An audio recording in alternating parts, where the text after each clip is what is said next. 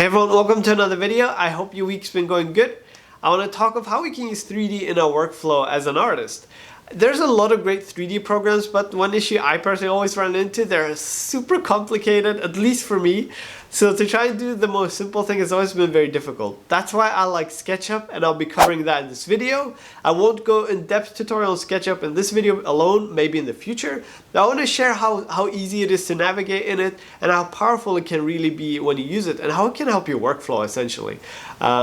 And also keep in mind, I had some difficulties with the recording of this video. I hope you enjoyed regardless, but let's jump into the SketchUp straight away before we start painting. So this is the 3D model I ended up building for the image. I wanted to keep it really simple.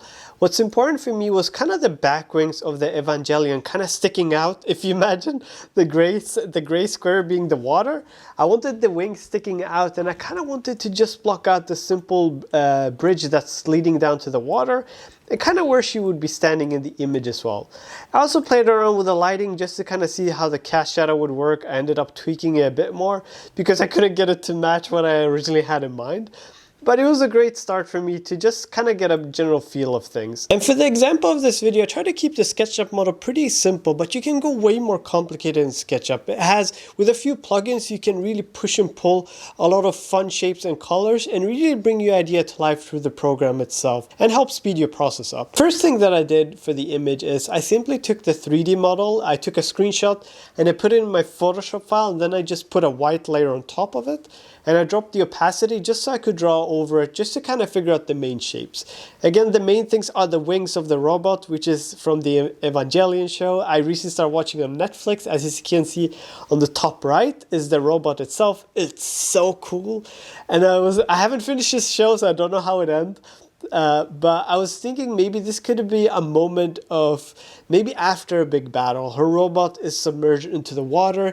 The lighting is much more overcast, it's much more serious tone, and you see the references I was using on the right side has a very muted palette, and I really thought it was fitting, you know, the fact that the robot has been destroyed, she's coming here, she's looking over the water, maybe she's wondering, was this the end, or is it going to be more? And I really want to capture that feeling, you know. Whether she's happy or sad, I kind of want to leave up to the viewer to decide, but just coming back here and remembering what happened in this moment. And I'm really trying to also keep in mind the values throughout the image. I really want her to be very contrasty. I tried a few versions where I would show more of the head of the robot. You're going to see later on I do pop out a bit more of his silhouette because it was starting to feel a bit weird. But I also hadn't ended up going back and repainting the reflections so many times because in my original version, it was just really messy, and I was like, all right, I'm just going to go over it and start over and just win in some with more bolder strokes. And I think sometimes that's helpful, especially when you want to do things that, if you want to get reflections to look good, you're going to have to get it just right.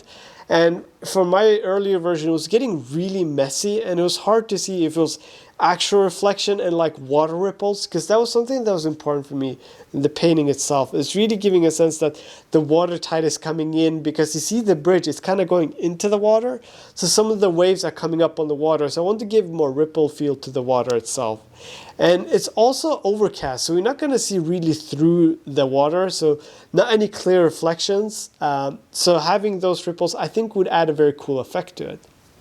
And at this point, I kind of want to start adding some final detail and touches. And you're going to see eventually I'm going to start adding the more silhouette of the robot, because I felt like it was getting a bit too weird. Because whenever I'm not sure about something in a painting, I ended up painting something else in the image just to figure it out. And as you saw, I did a quick test to see, it's like I wasn't still quite sure on it until I decided to fully commit to it and just bring out the silhouette. And I think it really brought it in together. And that's also something I recommend if you uncertain about something in a painting.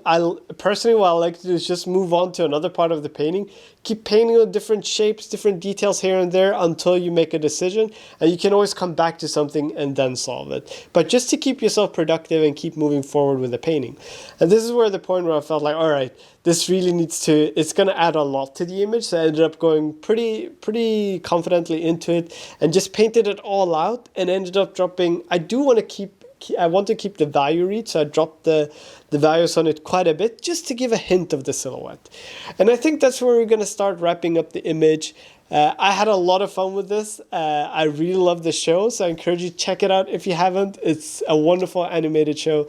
So thank you so much for watching and have a wonderful day. Thank you so much for watching the episode. I hope you enjoyed it despite the recording hiccups I had. Please let me know in the comment section below your thoughts. Do you ever use 3D in your workflow? Also, I put up an episode each Friday, so if you subscribe, you'll be notified when it comes out. But have a wonderful weekend, and I'll see you next time. Bye!